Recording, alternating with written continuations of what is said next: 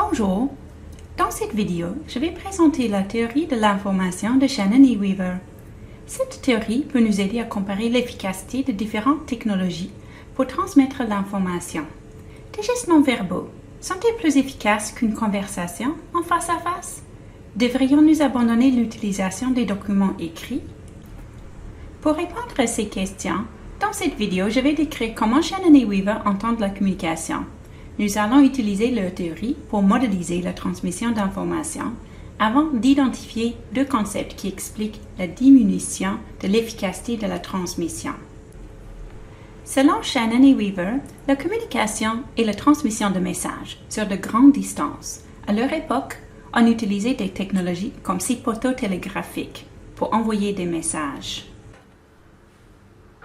J'imagine que vous n'avez jamais vu un télégraphe, un outil inventé au 19e siècle pour envoyer des messages rapidement.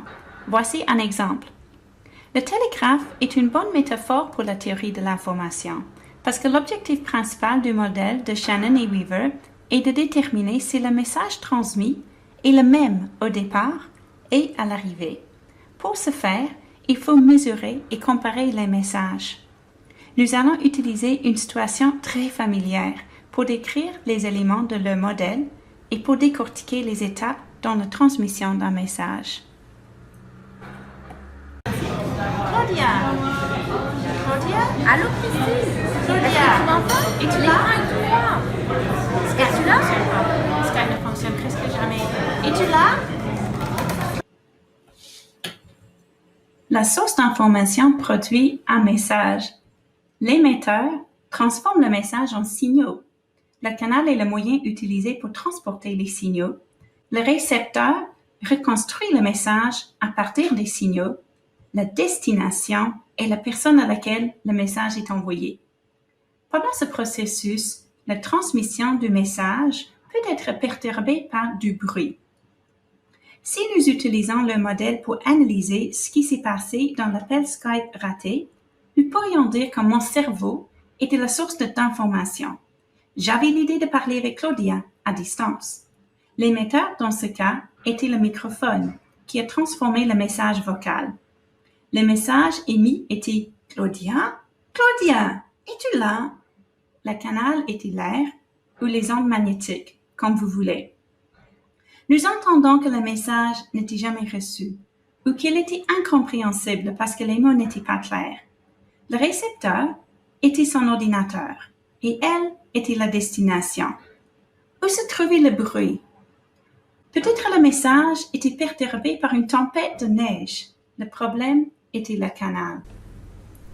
Nous allons utiliser le modèle pour analyser une interface pour aider les personnes en situation de handicap à accéder aux services gouvernementaux en Australie. Au lieu d'envoyer des lettres rédigées dans un langage bureaucratique incompréhensible, le gouvernement a proposé d'utiliser l'intelligence artificielle pour rendre les services plus accessibles. Les clients vont interagir avec un avatar qui s'appelle Nadia.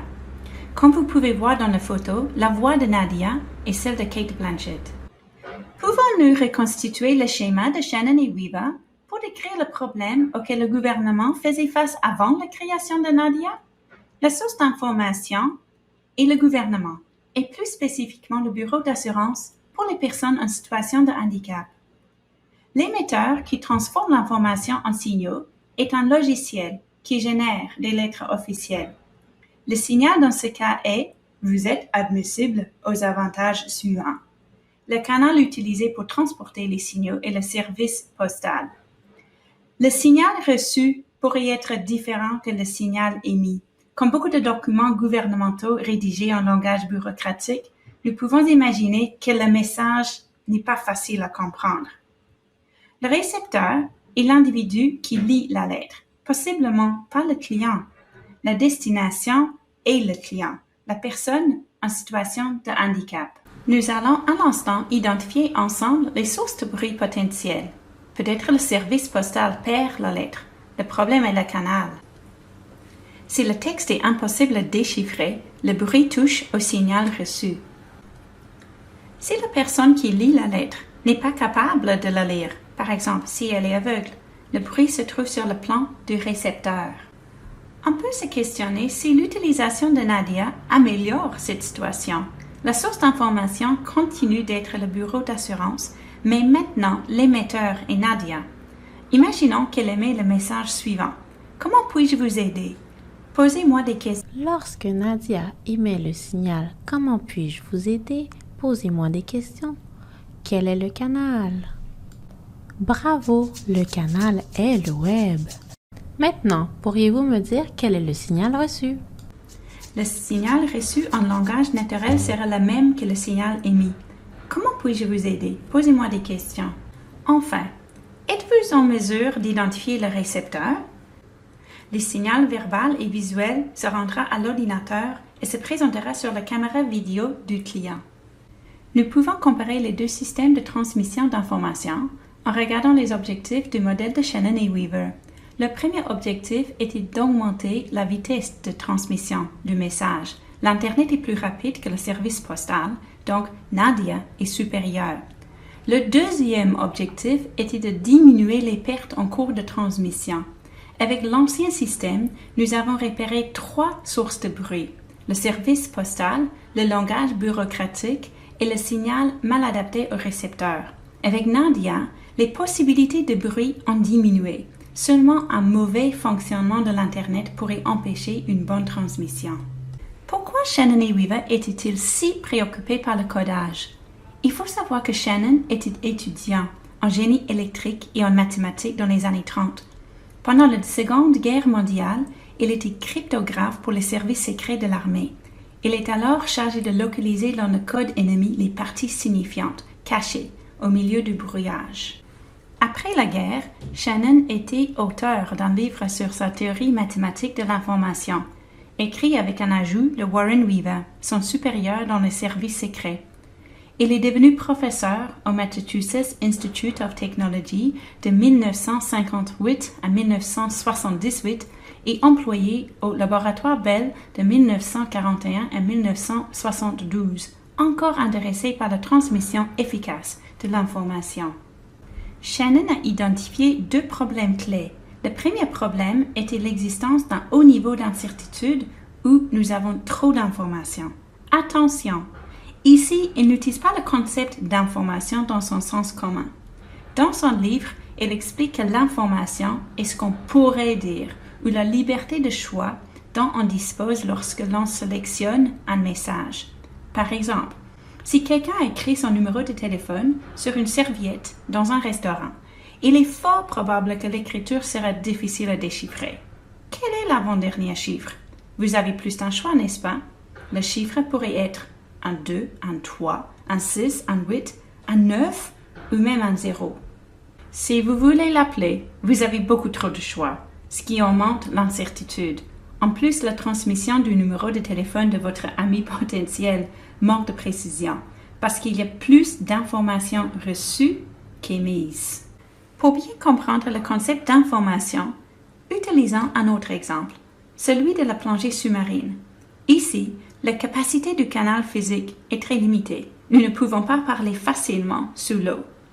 Cette limitation a mené à la création d'une série de gestes non-verbaux pour transmettre des messages indispensables avec votre partenaire de plongée, montant, descendant, danger, entre autres.